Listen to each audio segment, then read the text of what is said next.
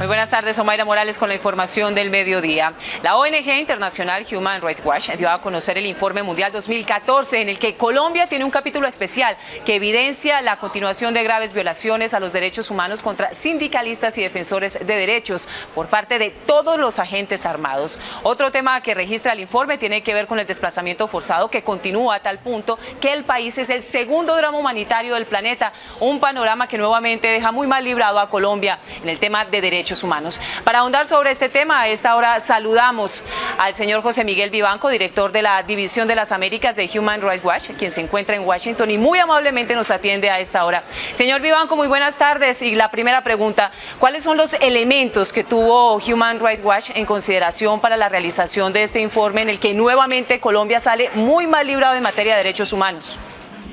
Mire, nuestra obligación es hacer una evaluación lo más objetiva posible de la realidad de todos los países a nivel mundial, obviamente no solo Colombia. Y el informe sobre Colombia da cuenta de algunos progresos, como por ejemplo la captura de líderes paramilitares o de BACRIM. Hay varios cabecillas que han sido capturados y ha aumentado esa cifra, yo diría en términos significativos, lo cual es muy positivo. Sin embargo, el número de paramilitares, las cifras sobre paramilitarismo continúan. Las cifras continúan estables. Desde hace ya varios años no bajan de alrededor de 4.000 personas. Las cifras sobre, por ejemplo, investigaciones judiciales. Fíjese usted la Ley de Justicia y Paz, que logró o que se dictó para lograr el desarme del paramilitarismo. Esa ley ya lleva 8 años y apenas cuenta con 18 condenas. El informe lo que muestra es que lamentablemente, a pesar de los discursos y de las posiciones públicas del gobierno actual, la situación de derechos humanos sigue siendo delicada y al mismo tiempo se promueven algunas iniciativas como por ejemplo reformas constitucionales en el marco de la ley del marco jurídico para la paz, digamos, para las negociaciones con la FARC, o ampliaciones del fuero militar que no reducen sino amplían la impunidad frente a graves delitos en materia de derechos humanos. Señor Vivanco, precisamente, ¿qué le parece a usted que el gobierno nacional no haya aceptado las recomendaciones de diferentes organismos internacionales con respecto al marco jurídico para la paz y el tan controvertido fuero penal militar? Eso nos preocupa mucho, estamos muy pendientes de esa situación, pero debo confesarle que también estamos satisfechos porque la Corte Constitucional, en el caso del fuero militar, encontró vicios procesales que anularon esa reforma y que obligan a empezar de cero una reforma que habría puesto en peligro las investigaciones por falsos positivos. Y creo que es un error por parte del gobierno actual insistir en la misma reforma. Ojalá el debate permita reducir el fuero militar y no ampliarlo. Y en materia de marco jurídico para la paz, esa misma Corte Constitucional estableció que ofrecerles la suspensión total de las penas a los máximos responsables de delitos atroces no era posible bajo la Constitución colombiana, y a lo menos objetó esa premisa que nos parece quizás de las más graves que contiene el marco jurídico para la paz. En esa línea, señor Vivanco, ¿qué opinión le merece que en las próximas semanas por lo menos 400 paramilitares queden en libertad, uno de los agentes violadores de derechos humanos que ustedes registran en su informe? Eso realmente se demuestra que las medidas que se han tomado en Colombia para desarmar el paramilitarismo, para continuar con la consolidación del Estado de Derecho, no solo en zonas rurales que están directamente afectadas por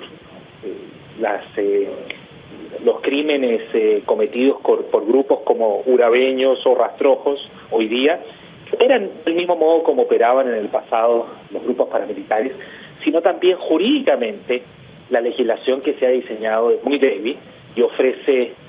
vacíos graves que permiten a organizaciones criminales en Colombia seguir operando con impunidad o no ser debidamente desmanteladas, permitiendo que víctimas de violaciones no tengan la posibilidad de lograr justicia frente a esos abusos. El tema de la impunidad es evidente, señor Vivanco, en el informe. Se hace referencia a las pocas condenas que hacia congresistas colombianos implicados en la parapolítica hace la justicia colombiana, mientras es radical e implacable en impartir justicia en administradores locales como el alcalde mayor de Bogotá, Gustavo Petro, quien fue uno de los primeros en denunciar el tema del paramilitarismo en Colombia. En el informe lo que hacemos es también dar cuenta de las inconsistencias de la Procuraduría General de la República, que frente a casos políticos condenados por parapolítica por la justicia penal, la Procuraduría no se ha dignado siquiera a aplicarle sanciones a esos mismos parapolíticos, sanciones administrativas, y los ha exonerado de sus responsabilidades, lo cual es absolutamente incomprensible, teniendo en cuenta que lo normal es que para condenar a una persona penalmente se requieran pruebas todavía mucho más exigentes que para sancionar administrativamente a un funcionario. Y da la impresión que la Procuraduría, bajo la dirección del doctor Ordóñez, se concentra más en investigar a congresistas como Cepeda, como Iván Cepeda, que cumpliendo sus tareas como miembro de la Comisión de Derechos Humanos de la Cámara, ha logrado recolectar o recibir información de paramilitares en prisión que acusan al expresidente Uribe de asociación con esos grupos irregulares. Los testimonios son tan fuertes que han obligado a la Fiscalía a reabrir investigaciones contra el propio Uribe. Sin embargo, el procurador cree que los dardos hay que dirigirlos más bien al congresista Cepeda por haber logrado esas evidencias y no concentrarse en investigaciones contra funcionarios involucrados en, por ejemplo, en parapolítica. Y en ese contexto es que el procurador dicta su ya muy criticada y conocida resolución contra el alcalde Petro,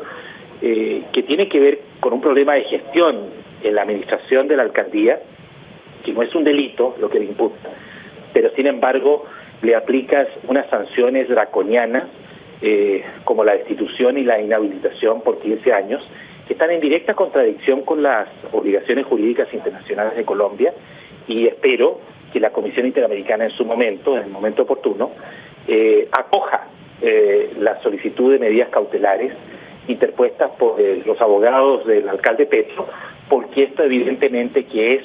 en mi opinión, un abuso de poder y una violación de la Convención Americana de las Obligaciones Jurídicas Internacionales de Colombia por parte de una autoridad administrativa que no puede tener la capacidad para destituir a un líder elegido por el pueblo. Muy bien, señor José Miguel Vivanco, director de la División de las Américas de Human Rights Watch. Mil gracias por acompañarnos a esta hora. Muchísimas gracias a ustedes.